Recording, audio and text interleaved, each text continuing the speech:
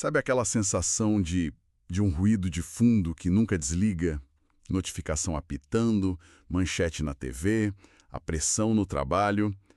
Parece que o mundo moderno foi, sei lá, projetado para deixar a gente com os nervos à flor da pele, num alerta constante. E não é só uma impressão, não.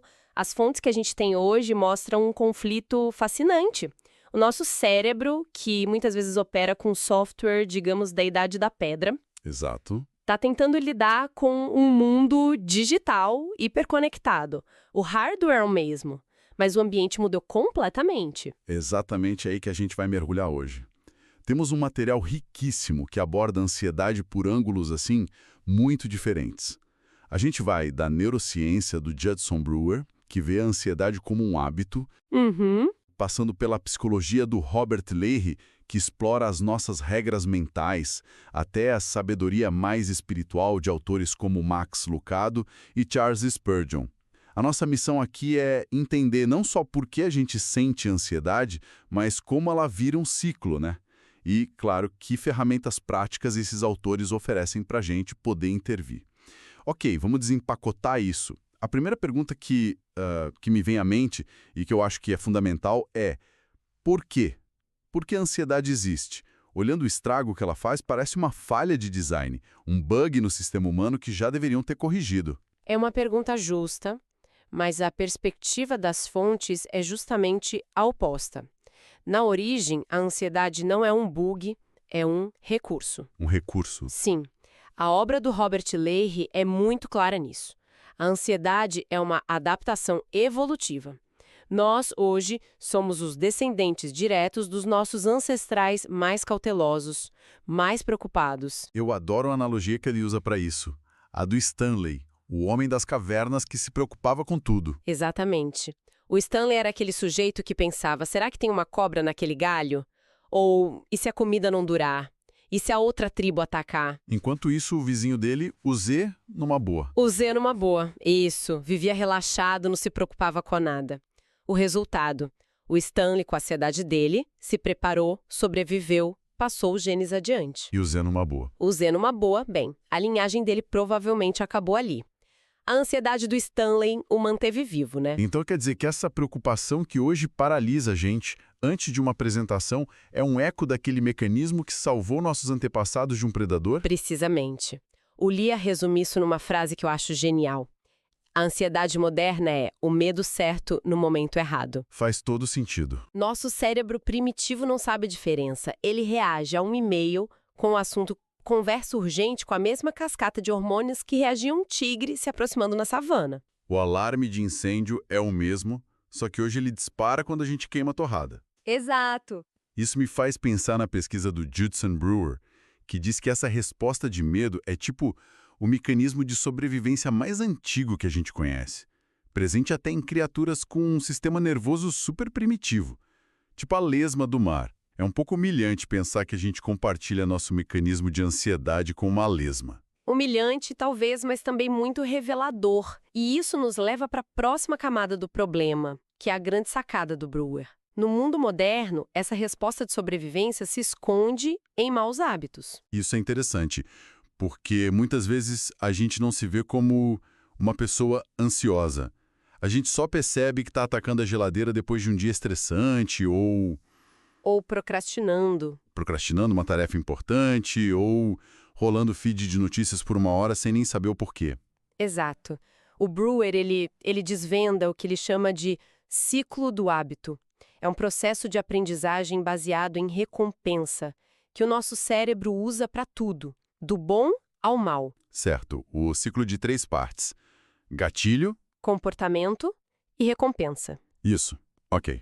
Isso faz sentido, mas quando o comportamento é a preocupação, a recompensa soa mais como uma punição. Eu me preocupo e me sinto péssimo. Cadê a recompensa nisso? Essa é a pergunta-chave. A recompensa é sutil e muitas vezes é uma ilusão. Vamos mapear o ciclo da preocupação? Vamos lá. O gatilho é um pensamento incerto. E se eu não passar naquela entrevista? O comportamento é se preocupar. A mente começa a gerar, a ensaiar cenários. E a recompensa? Não é felicidade, com certeza. Não. É a sensação de que se está fazendo alguma coisa. A preocupação dá ao cérebro uma ilusão de controle. Distrai do desconforto da incerteza, sabe? Entendi. Então a recompensa não é prazer. É um alívio mínimo. Uma sensação de agência, mesmo que seja falsa. O cérebro aprende. Olha, quando a incerteza surgir, se preocupe. É melhor que não fazer nada. Exatamente. E a cada vez que isso se repete, essa conexão neural fica mais forte, até virar o nosso modo padrão. Espera um pouco. Se o cérebro está se recompensando por se preocupar, isso soa como um beco sem saída. Como a gente começa a lutar contra um sistema que se autorreforça? Isso me leva aos pensamentos que servem de gatilho. É aí que o trabalho do Robert Lerry se conecta perfeitamente com o do Brewer. Lerry diz que a mente ansiosa opera com base num livro de regras invisível. Um livro de regras. São crenças que rodam em segundo plano e ditam nossas reações. Elas alimentam os gatilhos do ciclo do hábito. E que regras são essas? Imagino que não são muito úteis. Nem um pouco. A primeira regra é: detecte o perigo. A mente vira um radar, sabe? Escaneando o tempo todo qualquer coisa que possa dar errado. Ok. A segunda é: preveja a catástrofe. Aqui, a mente confunde o que é possível com o que é provável. Só porque existe uma chance de 0,1% de algo ruim acontecer, a mente ansiosa trata como se fosse 99%. É engraçado, enquanto você falava da regra 2, preveja a catástrofe, eu me toquei que faço isso o tempo todo com e-mails do trabalho. Um assunto vago como reunião urgente e pronto. Já imagino o pior. Minha mente já está ensaiando minha demissão, o discurso de despedida, como vou pagar as contas. É um exemplo perfeito. E a terceira regra complementa isso: controle tudo. A crença de que, para estar seguro, você precisa ter controle absoluto de tudo. Das pessoas, da situação, até dos próprios pensamentos. O que é impossível. Totalmente. E quando isso falha, entra a quarta regra: evite ou escape. Se não dá para controlar, o melhor é fugir. O problema é que, ao evitar, a gente reforça para o cérebro a ideia de que a situação era mesmo perigosa. Aí o livro de regras fica ainda mais grosso. Isso me lembra a analogia do David Clarke e do Aaron Beck sobre a prancha de madeira. Se uma prancha de 15 centímetros de largura está no chão, qualquer um atravessa. Sim, fácil. Mas se a mesmíssima prancha estiver a 15 metros de altura entre dois prédios, a tarefa física é a mesma, mas a interpretação do perigo, guiada por esse livro de regras, muda tudo. Exato. A mente transforma a travessia numa sentença de morte. E é essa interpretação que cria o gatilho que joga a gente de cabeça no ciclo da preocupação. Ok, então o cenário está montado. A gente tem uma programação evolutiva para o alerta, um cérebro que aprende por um ciclo vicioso e um livro de regras mentais que joga gasolina nesse fogo. Isso leva a gente para a parte crucial. O que fazer? Como a gente intervém nessa máquina? Olha, as fontes nos dão um kit de ferramentas bem robusto. A gente pode organizar as estratégias num processo de 3 marchas. Uma ideia inspirada no Brewer, mas que integra os outros autores. 3 marchas, gostei. Qual é a primeira? A primeira marcha é a mais simples e talvez a mais difícil: mapear o hábito. Simplesmente tomar consciência do que está acontecendo. Exatamente. Sem julgamento. Só observar. Quando a ansiedade surge, qual foi o gatilho? Um pensamento, uma notícia. Depois, qual foi o comportamento? Peguei o celular, fui comer. E, o ponto crucial, qual foi a recompensa? O que eu ganhei com isso?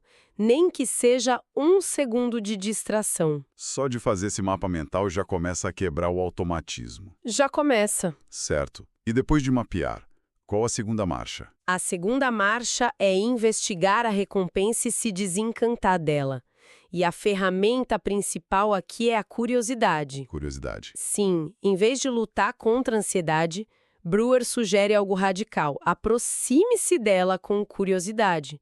Se pergunte, no momento, o que eu realmente ganho com isso? Como é a sensação de se preocupar no meu corpo agora? É agradável? Ou ela contrai meus ombros, aperta meu peito. Eu sou um pouco simplista, talvez até irritante. Isso funciona mesmo quando o alarme de incêndio do cérebro está pitando no máximo? É um ceticismo válido. E não é uma solução mágica instantânea. É uma prática. A ideia é que, ao inspecionar a recompensa de perto repetidamente, o cérebro começa a perceber a verdade. A verdade de que não é tão recompensador assim. Exato. Aquele alívio da preocupação vem com custo altíssimo de tensão, de exaustão mental. O cérebro, que é uma máquina de otimizar recompensas, começa a atualizar o valor daquele comportamento. Ele percebe: ei, isso aqui não vale a pena, o custo-benefício é péssimo. E o hábito perde a força, não por força de vontade, mas porque o cérebro se desinteressa. Se desencanta. Exato. Se desencanta, gostei disso. E a terceira marcha? A terceira marcha é encontrar a maior e melhor oferta, ou MMO, como o Brewer chama. O cérebro é preguiçoso, ele sempre vai escolher o caminho mais fácil e recompensador. Para abandonar o hábito da preocupação, não basta dizer não faça isso. A gente precisa oferecer uma alternativa melhor, mais gostosa. Mais recompensadora. Isso. E o que seria melhor que a preocupação? Que é um hábito tão arraigado. A própria curiosidade já é uma MMO poderosa. Sentir curiosidade é inerentemente prazeroso, é expansivo, é o oposto da contração e do medo da ansiedade. Cada vez que você troca o ciclo da preocupação por um momento de investigação curiosa, você ensina ao cérebro que existe uma opção mais agradável. Ele começa a preferir a curiosidade. Ok, a curiosidade faz sentido como uma ferramenta mental. Mas as fontes também apontam para uma outra classe de MMOs que vem de uma perspectiva mais espiritual ou filosófica. Como elas se encaixam nisso? Elas se encaixam perfeitamente. Como alternativas ainda mais robustas, a gratidão, por exemplo, que aparece nas obras de Davi Lago, Marcelo Galupo e Max Lucado, é uma MMO fantástica. Certo. A ansiedade foca no que pode dar errado no futuro. A gratidão ancora a atenção no que já está certo, no presente. É uma mudança de foco deliberada. O exercício Um Dia Sem Reclamar é um treinamento prático para isso. Você está ativamente ensinando o seu cérebro a procurar o positivo. Tornando esse caminho neural mais forte. E mais recompensador do que o caminho da reclamação e da preocupação. E a perspectiva da oração, da fé? Essa é outra MMO fundamental nas fontes. O pastor Charles Spurgeon, lá do século XIX, sugeria transformar cada preocupação na matéria-prima da oração. Matéria-prima da oração. Sim. Em vez de deixar o pensamento ansioso girando em círculos na sua mente, o que só reforça o ciclo, você o externaliza, você o entrega. A energia que alimentaria a preocupação é redirecionada. E o Max Lucado também oferece um roteiro prático para isso, né? O acrônimo CALM.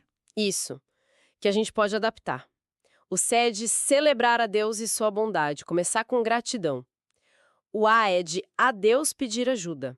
É o ato de verbalizar a necessidade, de admitir que não se tem o controle. O que ataca diretamente a regra 3 do Liarre. Exatamente. O L é de levar as preocupações a ele. O ato da entrega consciente. E o M é de meditar em coisas boas, como diz a passagem de Filipenses. É preencher a mente com o que é verdadeiro, nobre, amável, em vez de deixar o espaço vazio para a ansiedade voltar. E cada passo é uma ação que oferece uma recompensa muito maior, como paz ou alívio. Muito maior do que a falsa sensação de controle da preocupação. Resumindo o kit de ferramentas, então. Não se trata de eliminar a ansiedade, o que é impossível e até indesejável. Isso. Trata-se de mudar a nossa relação com ela. A gente sai da reação automática para uma resposta consciente, usando a consciência para mapear o ciclo, a curiosidade para se desencantar da falsa recompensa e oferecendo para o cérebro maiores e melhores ofertas. Seja a própria curiosidade, a gratidão ou a espiritualidade. É passar de passageiro de um processo automático para piloto de uma resposta consciente. Que jornada! A gente partiu da ansiedade como um eco de sobrevivência dos nossos ancestrais. Entendemos o mecanismo dela como um hábito que pode ser remapeado e, por fim, Montamos um kit de ferramentas prático, com estratégias que vão da neurociência à sabedoria ancestral. E isso nos leva a uma reflexão final que conecta a ideia de futuro e passado. O Max Lucado usa uma imagem muito poderosa. Há uma razão para o para-brisa ser maior do que o espelho retrovisor. O seu futuro é mais importante do que o seu passado. Uma ótima imagem para fechar. Sim, e ela nos deixa uma pergunta para ponderar.